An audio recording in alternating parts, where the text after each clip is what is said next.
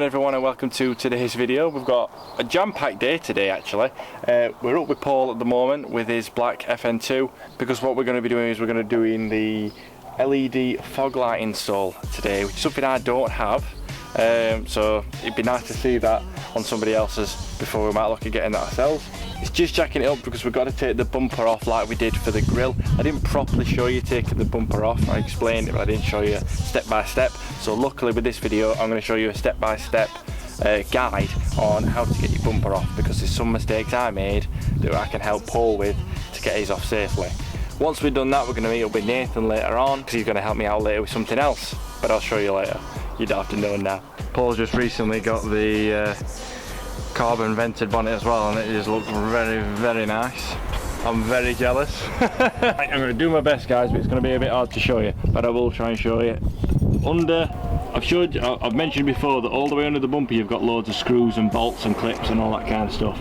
So the main thing we need to do first is try and get this corner trim off. Now Paul does have a rhino lip, so that's going to have to come off first. There's some self tappers in holding that on, but then after that it's all under here. So you've got a clip first, and then you've got a screw, Phillips head screw. There's a bolt there, another clip. I think there's some more clips, another clip, and then the middle basically. So it's all of that and then mirrored on the other side of the car. Once you've got all those off, it then allows you to start taking this corner piece off and popping out the clips all the way up to a screw that should be, I can't see if you can see, that should be somewhere up here. Oh my god, I'm blind. I will say as well, I know we don't have jack stands and we're just using a jack. It is dangerous. Don't do that at home. Get some jack stands because we're irresponsible. We were just saying, weren't we, Paul? Yeah. That we're only going to take the one screw off on either side of the rhino lip that's on this edge, just because there's only one screw going into this side trim, and then the rest of it is attached to the front bumper. So we can take the front bumper off with the rhino lip, luckily.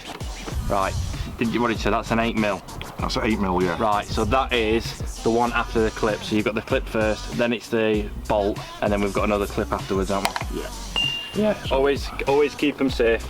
Try and find somewhere to pop them, because last thing you want to do is lose all your nuts and bolts and then you just got a bumper hanging on the rest of your days.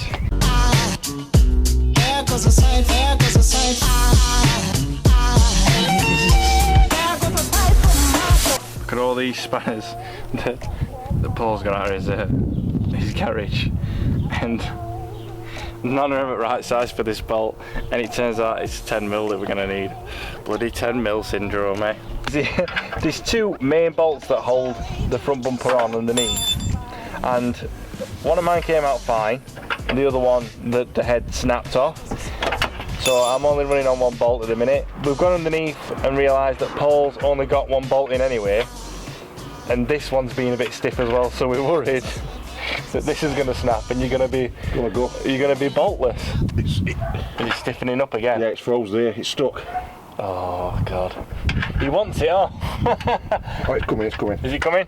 For some reason it's coming off to, oh, it's gone. It snapped, I think. Has it snapped? Yeah. Oh, there we go. Brilliant. Oh, look at your nice under tray though, where your inspection panel is. Yeah. It's flat, mine's not. It's really clean. Mine's hitting the ground. Is it? Yeah, I'm gonna go for speed bumps. Oh, never. Right guys, there's just a couple more on that side that Paul's doing now, but all the bolts, screws, clips are all off on this side. This is the piece that's underneath that gets attached, so that gets pulled away, and it's literally just pop out clips all the way up here, just nice and gently pulling it out. There's meant to be a screw here.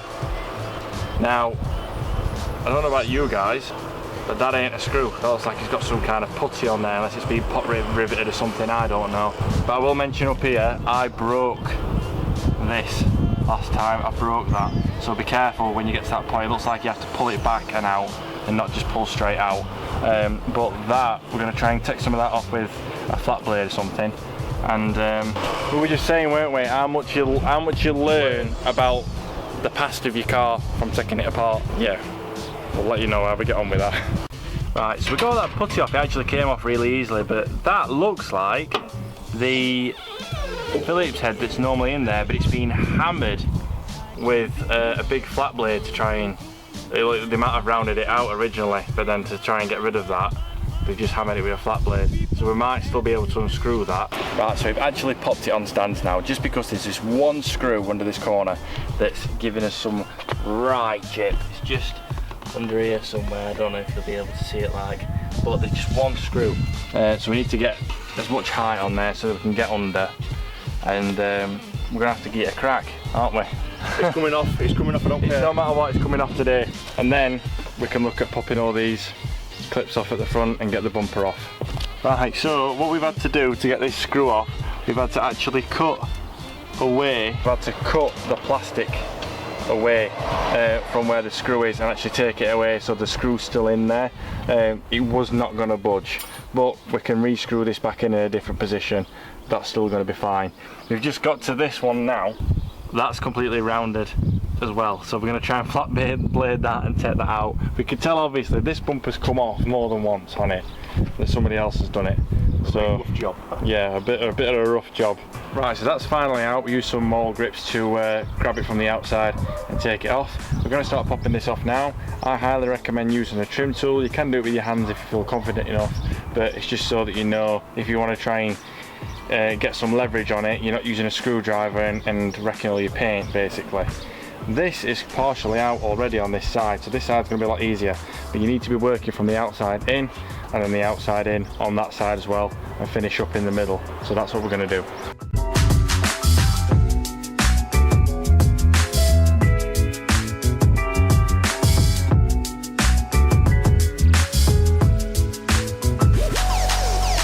Right, so the front bumper is off now.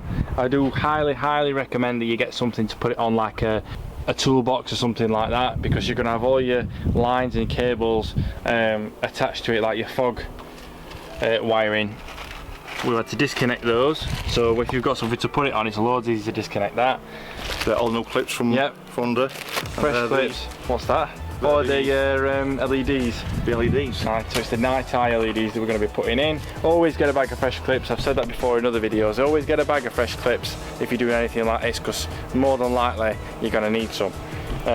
One thing I completely forgot about is obviously the newer models of the FN2, like the facelift. We'll call it a facelift. It's like 2009 is yours. 2009. They've got 2009. They have the screen wash. Not screen wash, the light wash. The light washers that are connected with all the piping that's running through here. That's actually connected up as well. Now if you disconnect them, you've still got this line that's attached to the bumper running into the car, so it won't make any difference. So that makes it even more important to get something to plinth the bumper up so that your lines for the fluid don't get snagged or pulled or broken, should I say.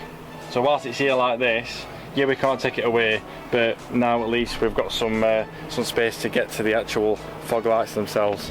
And we'll put the fresh bulbs in, see how they look. Right, so we've just taken the old bulb out. This is your old traditional bulb, and then that's the replacement. It's the whole like actual unit that you replace, that it plugs into. So that's the LED one. Where did you get these from, Paul? eBay. Oh, eBay. Oh, H11s. eBay special, right? H11s LED. H11s, and I'll show you where we just took that out from, and we just pop it back in. This is probably the simplest bit. An angle, and then it goes down, I think, Paul. Well, let's have a look. You took it out. You pop it in. It's trying to film at the same time. Oh, alright. There we go. What it was, guys, is there's a red rubber seal that was on here. That's meant to come off with the actual bulb. The fresh blue one goes on with that one, and that goes straight into there. So watch how easily this just goes in now. Just like that. Easy as that. And then you put it all back on. First thing what's been easy today. Yeah. So what we'll do the other side, and then I'll show you what it all looks like when it's on. Right then, just to show you guys a comparison, these are what my fog lights look like. They do have a chameleon tint on them, but you can still see that they're quite creamy yellow. And then, well, comparing it to the side lights, they are a white. You can just see them there, and they're like a creamy yellow. And then if you look at Paul's, and this is what we're looking at, so they are a bright white, definitely. That's why it looks like it's flickering. It's not flickering, it's because of the chameleon tint reacting with the lens. But it would even be even whiter if you didn't have that mesh over it. Yeah, as a full white light setup, it looks loads better. Jordan's been over about 3 times and come and helped us out when it's just been really difficult and really bodged from the previous owner. So yeah, we got it all back working order. That bump looks, it's all level everywhere. Yeah. Lights and everything, that's spot on. We've done a little bit of more realignment with the bumper as well because it were sitting a bit lower on one of the headlights. Oh, right guys, I'm going to leave those to pop the rest of the clips in with there because I'm going to get off. I'm going, like I said, I'm going to go meet Nathan when he comes over in a bit. And then we're going to go out and take some photos, shall we say. Yeah, I'll get back to you when we get back. Right guys, so we've met up with Nathan now. He's come to take some photos, possibly of the cars, but mainly for something else. So we've just pulled up there. We're on here on this road. We're going to go and take some nice photos down there. But we don't need the cars for photos down there. All will be revealed in due time. Well, Nathan and his girlfriend Laura have just left. They came over here and we had some Dominoes. Don't worry, that wasn't all just for me and Francesca. Most of it was. I'm really excited about the photos we've just taken. Hopefully I can show you guys pretty soon. I can't wait to show you what we've got cooking up. I just wanted to quickly say in this video as well, a couple of nights ago, we just reached 2,000 subscribers, which is unreal. It's literally took half the time for this 1,000 as it did the first. Another big milestone, and I can't believe we've got to that point. I will do like a 2,000 subscriber video based on that, so I'll say everything I need to say then. But I just want to say, for all the original subscribers and all the new subscribers that have made up that total, and that is along with me to watch the videos and for me making them, thank you so much. Saying I'm grateful just doesn't cut it, and it is giving me opportunities for the future in general, never mind just for the channel. So thank you again. The next video should be Japfest Donington. I can't wait for that. My dad's coming with me as well, so you guys that are a fan of my dad coming along and helping me do stuff with the car, he's going to be coming with me to Japfest. Paul, that you've seen in the video today, he's coming to Japfest. It's his first ever car show, especially on a stand. He's never been in a club stand, anything like that, or gone to a big car show. This is his first one, so I really hope he enjoys it. I'm excited for that. Nathan as well should be coming along because he's in the same club, so it's just gonna be such a fun time. And if you are going there and you are there and you do see me, please come and say hello. I can't wait to meet some more of you guys or people I've already met in the past. I had messages after the last Japfest with people that had seen me, but they didn't come up to me because they didn't feel confident enough, or I was talking to people. That's still a lot for me to take in because I see it as I'm just a normal person walking around at a show, just I've got a camera in my hand. That's literally how you need to see me. Do not miss an opportunity to have a chat with somebody you want to have a chat with, because that opportunity might not come again anytime soon. So please come and say hello. I'd love to meet you guys. So I'm going to end the video here. Hopefully I'll meet you all there, and if you do enjoy the videos, please like and subscribe to the channel and click the little bell button so it reminds you when a fresh video comes on. I try to upload every Thursday night at 5 PM as a minimum. And until next time guys, like I always say, enjoy the rest of your day. Bye.